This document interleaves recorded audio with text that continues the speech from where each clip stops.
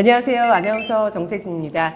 2013년 7월에 도입된 성년 후견 제도. 그래서 오늘은 후견인이 되고자 하는 분들을 위해서 후견인이 되기 전에 알아둬야 할 사항, 그리고 후견인이 된 후에 챙겨야 될 일들에 대해 서울가정법원 박원철 판사님과 함께 궁금증 풀어보도록 하겠습니다. 안녕하십니까? 안녕하십니까? 네, 먼저 그럼 첫 번째 사례 함께 보시죠. 이경미 씨, 등기입니다.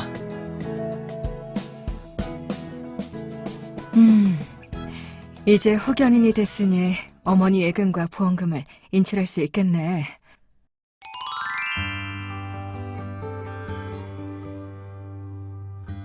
이번에 제가 김영순 씨 후견인으로 선임됐는데요. 김영순 씨 명의로 된 예금을 출금하고 싶습니다. 고객님, 죄송하지만 지금은 예금 인출이 안 됩니다. 법원에 문의해 보시겠어요?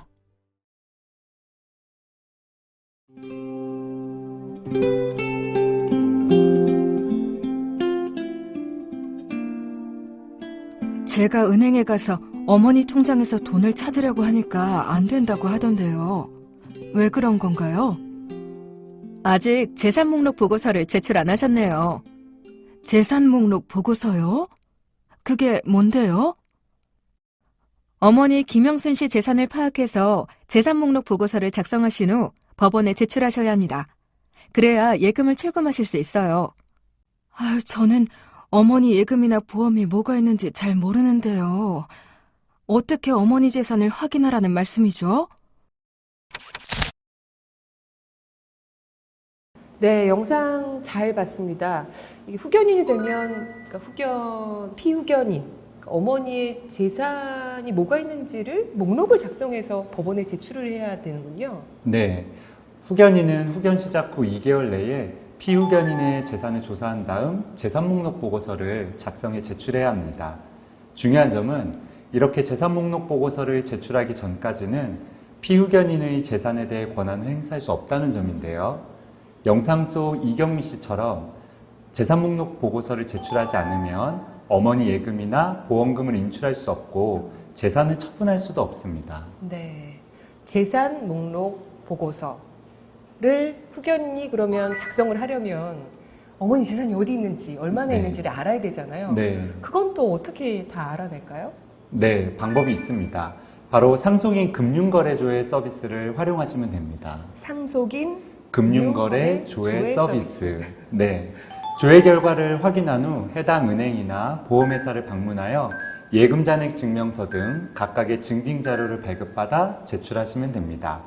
혹시 재산이 없더라도 재산이 없다는 것을 법원이 확인할 수 있도록 상속인 금융거래 조회 결과를 첨부해 반드시 보고서를 제출해야 합니다. 네. 상속인 금융거래 조회 서비스를 이용해서 재산 목록 보고서를 작성해 법원에 제출합니다. 맞습니다. 네. 다음 사례 함께 보시죠. 이경미 씨, 등기입니다.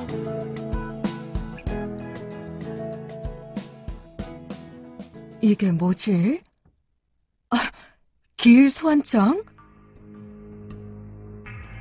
여보세요? 김영순 씨 후견인 이경미입니다. 제가 방금 기일 소환장을 받았는데요. 이게 뭔가요?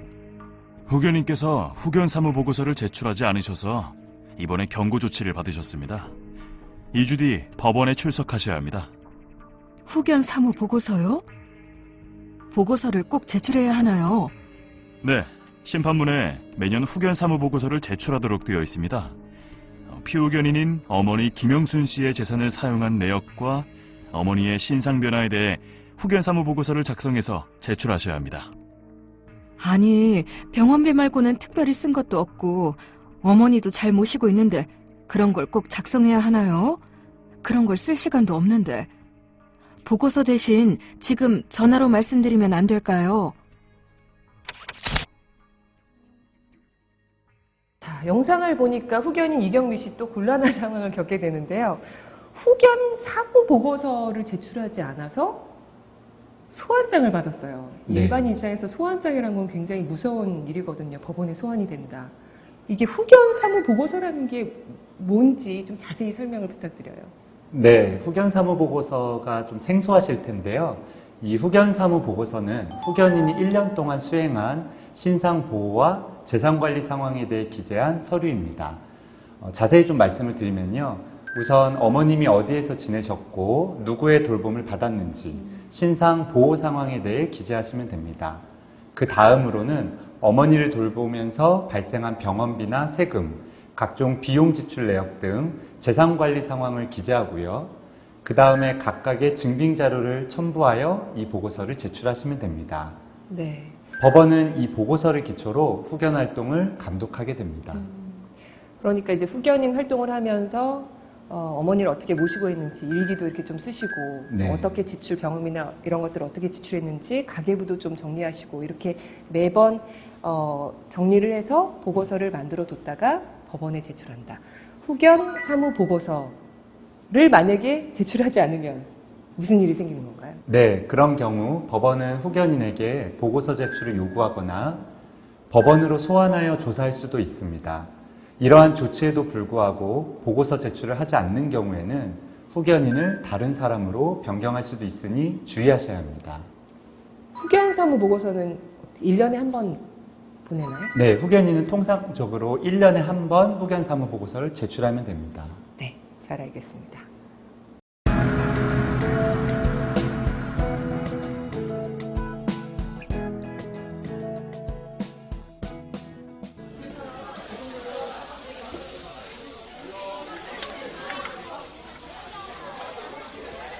왜 그래? 무슨 일이야? 아, 어머니 병원비랑 간병비를 낼 때가 됐는데 돈이 좀 모자랄 것 같아서 어떡하지? 에이, 뭘 고민하고 있어. 장모님 부동산 있잖아. 그거 팔아서 병원비 내면 되지. 그래도 괜찮을까? 당신이 후견인이잖아. 당신이 장모님 대신 부동산 팔아서 병원비로 사용하겠다는데 무슨 문제가 있겠어. 아, 그럼 그럴까? 네? 부동산을 팔 수 없다고요? 제가 김영순 씨 후견인인데 왜 안 되나요? 네? 법원 허가를 따로 받으라고요?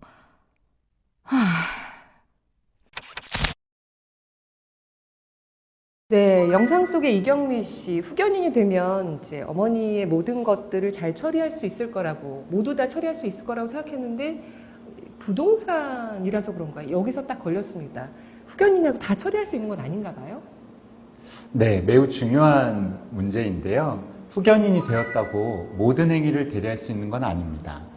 우선 법률이 허가사항으로 정한 경우가 있습니다. 예를 들어 피후견인을 정신병원 등에 격리하는 경우, 피후견인에게 위험한 의료행위를 하는 경우, 피후견인이 거주하는 부동산을 팔거나 임대, 임대차 해지 등을 하는 경우에는 반드시 법원의 사전허가를 받아야 합니다. 또한 법원이 심판문에 허가사항으로 정한 경우가 있습니다. 예를 들어 심판문에 부동산을 처분하거나 대출을 받는 경우, 소송행위를 하는 경우, 예금 인출 한도를 초과하여 예금을 인출하는 경우에 법원의 허가가 필요하다고 정하였다면 이러한 행위를 할 때에도 반드시 법원의 사전허가를 받아야 합니다.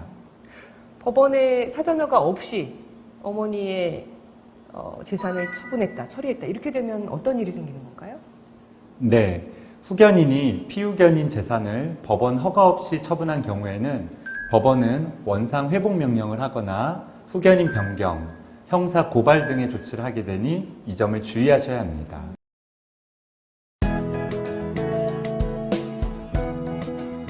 자, 계약서는 다 됐고, 그럼 계약금 잔금 받을 계좌번호를 적어주세요. 네. 여보, 그 어머님 집을 판 돈인데 당신이 받아도 되나?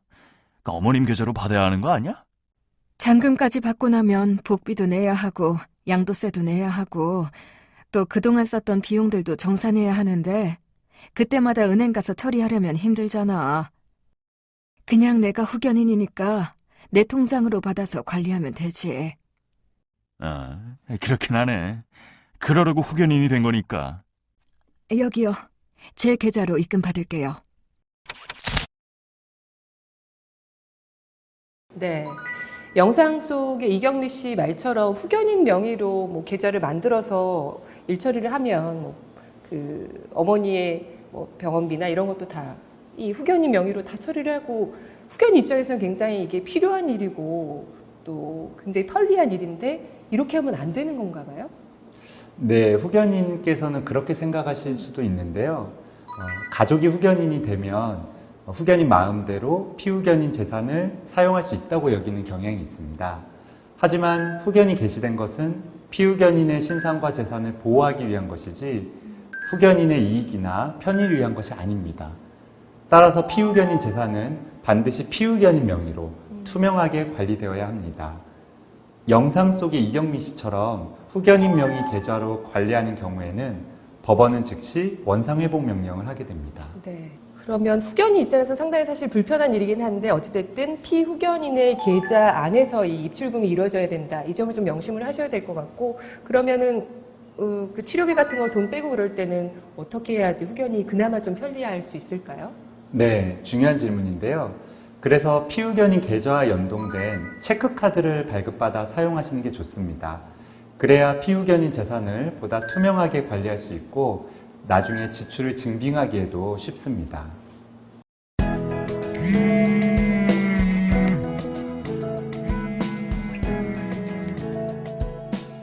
여보세요? 안녕하세요.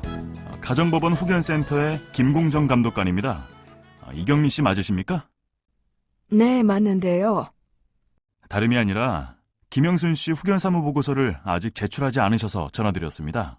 네? 후견 사무 보고서요? 아휴, 또 내야 하나요? 작년에 법원 허가 받아서 어머니 부동산도 팔고 이젠 특별히 관리할 재산도 없어요. 어머니는 지금 요양원에서 별탈 없이 잘 지내시고요. 이제 후견을 그만두고 싶은데 지금이라도 취하할 수 없을까요? 네, 영상 속의 이경미 씨 사실 어머니 잘 돌봐드리고 요양원까지 잘 모셔드리고 재산도 잘 처리해드렸는데 또 뭐 보고서 작성하라 여러 가지 요구들이 법원에서 있습니다. 후견인 이제 그만하고 싶은 마음도 생길 것 같은데 중도에 그만둘 수는 없나요? 네, 이 부분은 후견인들께서 가장 궁금해하시는 부분인데요. 후견이 일단 시작되고 난 이후에는 피후견인의 정신 상태가 회복되거나 피후견인이 사망하기 전까지는 중도의 후견을 그만둘 수가 없습니다. 따라서 영상 속 이경미 씨처럼 후견인이 더 이상 후견을 하고 싶지 않다. 이런 이유로는 후견을 그만둘 수 없습니다. 끝까지 책임진다는 마음을 갖고 후견 제도를 이용하셔야 되겠군요. 네, 그렇습니다. 지금까지 후견인이 되면 어떤 역할을 수행해야 되는지, 어떤 것들을 챙겨야 하는지 박원철 판사님과 함께 자세히 알아봤습니다. 또 다른 궁금증이 있으면 어떻게 해야 될까요? 네, 후견 제도가 아직은 낯설고 어렵게 느껴지시는 분들이 많으실 텐데요. 가정법원은 후견인을 위한 무료 상담도 운영 중이니까요. 언제든지 도움을 요청하시기 바랍니다. 네, 잘 알겠습니다. 후견 제도에 대해서 자세히 알아봤습니다. 고맙습니다. 감사합니다.